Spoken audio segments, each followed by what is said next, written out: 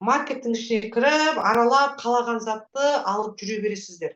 Андай бүйтіп ананы бер, шынаны Магазин бер. ашуға, сіздікіне магазин ашуға қанша миллион керек?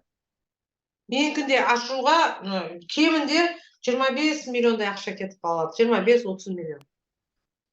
Оборотқа кетеді ғой, оборотқа қыздар, товардың оборотына кетеді. Товар оборот қой, ол товар оборотқа кетеді ғой. Товар сала береді ғой, адамдар келеді, алады, саласын, и товар оборотын кетеді ғой.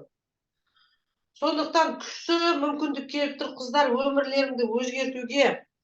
Көп ақша емес қой, мен айтамын да, түсініңдерші, даже миллион теңге салсаңыздар да көп емес. Мына 188 мың теңгені қыздар кейін апгрейд жасап, 940 мың теңге салып, тағы да 5 кейс компаниядан подарок алып, коронаға өтіп алыңыздар. Оны айтайын ба, неге керек? Қазір өшіп қалмай тұрса, айтып қойын. Мына жерде соны айта салшы, Гүлбағира ханым. Өзіңіз 188 мың теңгеге кіріп тұрсыз, ақтыңызға келді бір магазин ашамын, немесе мен миллионға кірем деп корона кетті артыңызға. Келеді ғой. Мына жағыңызда 188 мың теңге тұр, дұрыс па? Сіз 188-де тұрған үшін, мына жерде сізге бинар мен линиядан өзіңіз платина болғандықтан 38.400 теңге түседі, одан артық бермейді.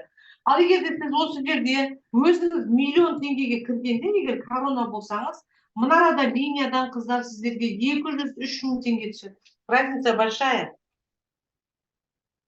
Сондықтан мүмкіндіктеріңіз болып атса, кейін астыңызға короналар кіріп атса, қыздар, статустарыңызда апгрейд жасап, коронаға өтіп алған өте жақсы.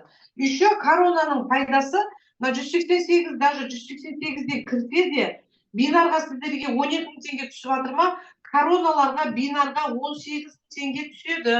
Даже 188-ден кірсе де. Түсінікті ғой? А в глубине, қыздар, а в глубине қараңдар. Үшінші